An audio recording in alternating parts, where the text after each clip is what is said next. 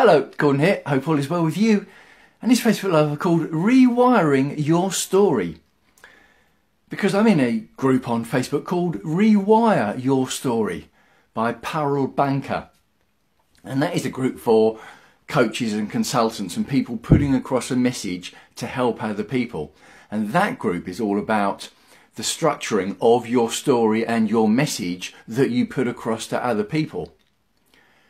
And I was pointing out in the group, I think it might have just been yesterday, that I like the idea of rewiring your story on a personal development, self-improvement, goal achievement front. So then I thought, well, I'll do it for one of my videos in this group, in this page. So here we are. And I'm talking extemporaneously on this one, so I'm going to go off piece to bit. We'll see how it goes. I'm hoping to cover a bit of brain science, and then how we can apply it to our own individual real world lives. And as I've said many times before, I'm not a psychologist, I'm not a doctor, my qualifications on that front are zero. But what I like to do is put across the anecdotal side. Well, that's all I can do from my own experiences. That's all any of us can actually do. Plus, I'll then talk about things that I might have seen or heard or read or taken on board from specific people who are qualified experts. So when it comes to brain science, I want to talk about the internal models we have in our brain. And I got this from Professor David Eagleman on a series called The Brain, which is on the BBC, and I think there's a book to go with it as well.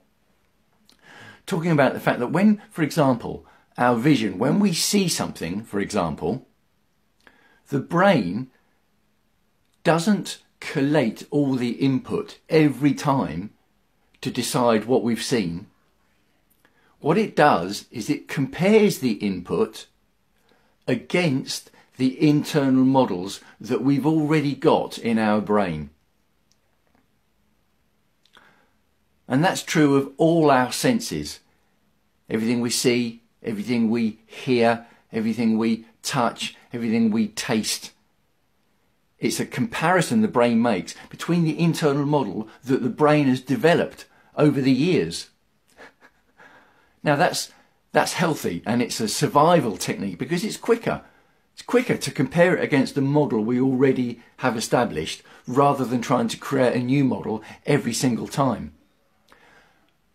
And that can be a good thing. But the problem with that is that sometimes the internal model that we've already got doesn't serve us. Oh, Emma is saying, hi, it's been a while since I caught you live. Yeah, hello, Emma. How are you? Hope all is well with you. I'm talking about rewiring our story and internal models. Sometimes the internal model, if it doesn't serve us, we're still using it. So we're comparing all the inputs we get through our senses to validate the internal model. And then it becomes a bit self-perpetuating. So you can see that's good. It can be good, but it can also be a problem if that internal model it doesn't serve us. Because we're then likely to carry on with the actions, which is the real world bit, which will again further validate that internal model. And our beliefs, part of the internal model, but here we're talking about feelings, the way we feel about things. Our beliefs, could it be that they are just a set of words that we've decided are true?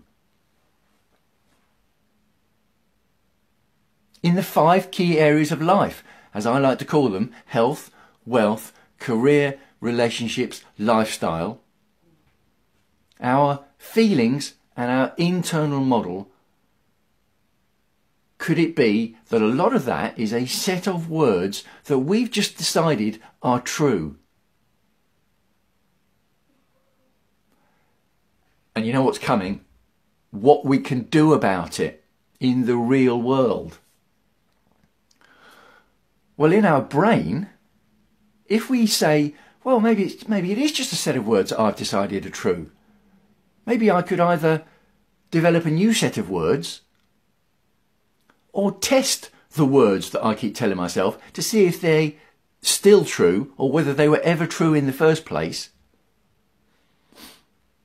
And then if you do that, by the way, by taking action in the real world, those decisions are fine up in the brain. If you say, yeah, I could do that. I could test my thoughts and ideas. I could see if I could change the internal model. That's great in the brain. But if you don't take action in the real world, which I've spoken about before, it won't amount to more than a hill of beans, will it? When you take action in the real world, you might then change the input that's coming back, that you see, that you hear. And then that might start to change the internal model in your brain. Because it could be that you'll hear something different or you'll see something different as a result of you taking different actions and people then interacting differently back to you, or life circumstances around you being different. The internal model is getting a different validation set of data, isn't it? And it could be that the brain will say, well, hang on, something's not adding up here. That internal model that I've got is not being validated by the data coming in this time. And then you've got a choice. You can either twist how you interpret the new data to revalidate that model, or you can accept that you're in the process of proactively changing that internal model. There's huge power in that. And that is rewiring your story.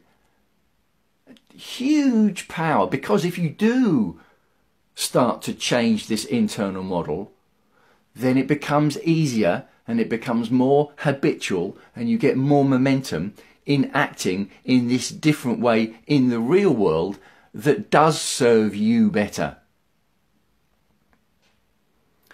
And of course, if it's serving you better, it's serving everyone else around you better, isn't it? Family, friends, work colleagues, society in general, the world. I'm being a bit glib there, aren't I? I don't mean to be. It's actually quite an important point. Everyone is served better by testing your internal models and if necessary, rewiring them. Yeah, I've been going about 10 minutes. Is about right for my Facebook Lives, isn't it? So yeah, talking off the cuff a little bit, but I think it's true, and it's something that often I need to apply to myself a little bit more. I know that I can be guilty on relying on internal models that don't serve me. I know exactly what they are. It's quite a few of them. And it can be quite easy to fall back into relying on them.